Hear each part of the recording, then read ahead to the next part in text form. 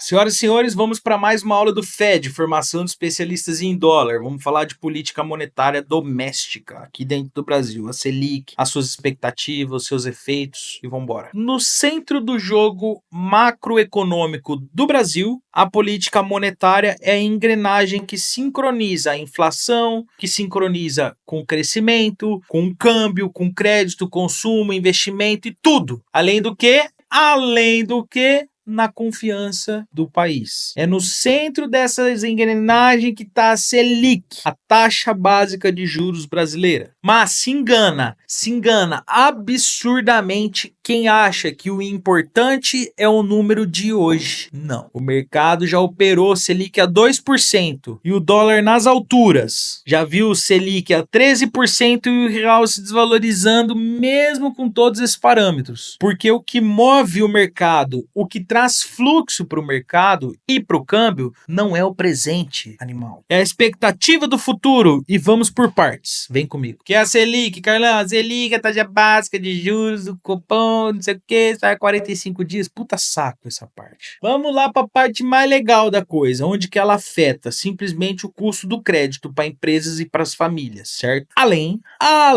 do que o valor presente de ativos, de ações, de imóveis, de projetos de longo prazo e tudo. A rentabilidade de aplicações em reais versus o dólar, que faz atrair ou expelir capital estrangeiro. E é óbvio que isso vai trazer pressão sobre o dólar, porra. E o que realmente importa para nós investidores de curto ou longo prazo é as expectativas. São as expectativas, né, idiota? Todo trader de câmbio que se preze, ele tem que entender isso. 2 pontos. O mercado, ele antecipa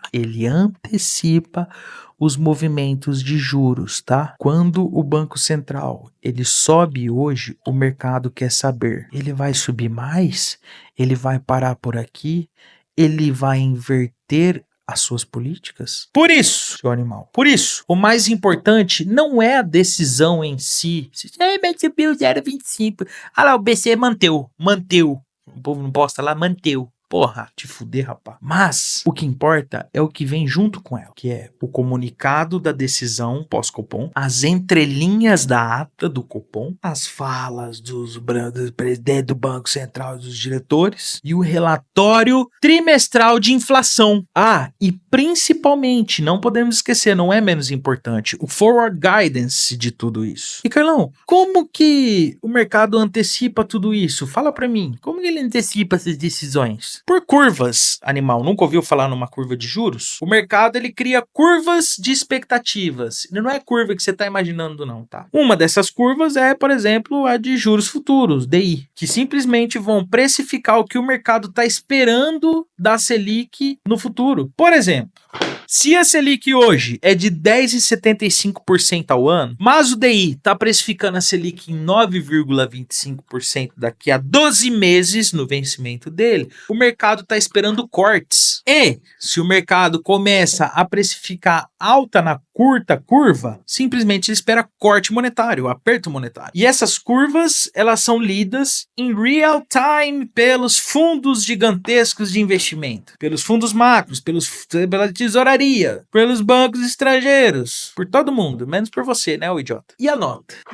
É um dos principais drivers do câmbio brasileiro. Vai lá que eu vou instalar esse driver na sua cabeça. Desenho de terceira série, mas não é de triângulozinho, quadradinho pra compra não, tá, idiota? Quando o juros real sobe, o gringo entra. Imagina, um gringo olhando pro Brasil e entrando. Ele vai comparar simplesmente inflação projetada pro Brasil, ele vai olhar a Selic que tá projetada, ele vai olhar a inflação e os juros dos Estados Unidos e da Europa, e ele vai calcular o que eu acabei de ensinar pra você, Carrie, a diferença de juros, porra. Quanto maior esse diferencial, mais atrativo fica o Brasil pra trazer o dinheirinho dele. dele. Vamos ter entrada de capital no Brasil. E eles vão estar buscando doidinho pra ganhar um dinheirinho aqui no curto prazo, com juros gigantescos do Brasil, que tem a maior dívida histórica da história do mundo do Brasil. Pra vocês terem noção. Mas não basta um juros alto, não é só isso. Ele precisa estar subindo. Lembra da curva? Que é o melhor driver, maior driver para decisões? E é óbvio que se o mercado estiver acompanhando essa curva, ela estiver simplesmente com a expectativa de permanência em alta, ou então um ciclo de uma inversão de ciclo, o ciclo virou, os juros vai cair e simplesmente o capital some. É assim que os caras tomam decisão. E não podemos deixar de lado os erros na política monetária, nos impactos que causam impacto no câmbio, né, Sr. Haddad? O Banco Central, ele não é algo infalível, não, tá? Se ele atua tarde, se ele perde o timing, ele vai automaticamente perder credibilidade. Se ele se antecipa demais, ele pode estourar a economia de um jeito que nós nunca mais recupera. E quem vai sentir isso é óbvio que é nós, na mesa, mas o andar da carruagem, o segundo degrau disso do andar da carruagem é o dólar, já na hora ele já vai tomar. Quando o mercado, ele percebe que o Banco Central está atrasado no combate à inflação, o dólar vai subir ligeiramente. Ou quando o Banco Central corta os juros antes de um horário mais perecível para o mercado, o câmbio vai reagir negativamente por medo do descontrole atual. Quando o Banco Central já sinaliza uma firmeza, o mercado acredita nessa firmeza, o real vai se valorizar por conta da entrada de capital dentro do Brasil. E é simplesmente um jogo de expectativa, você não concorda? Você não concorda também que é um jogo psicológico, siricológico, totalmente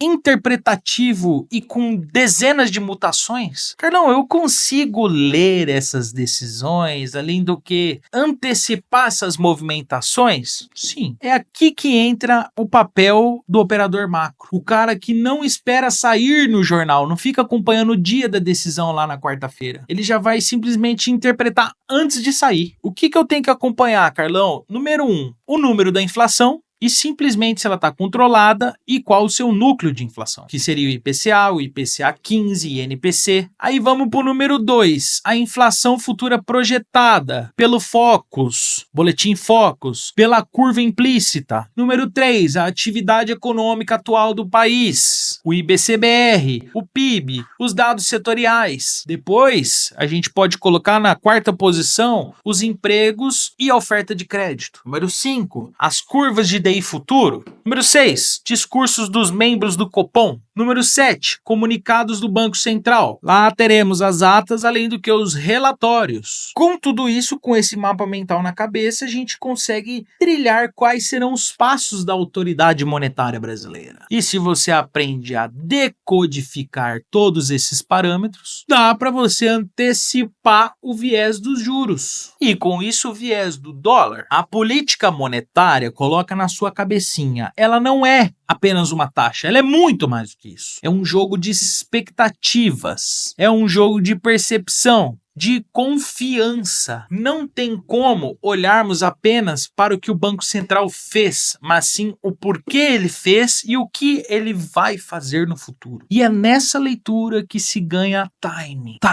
Te espero na próxima aula.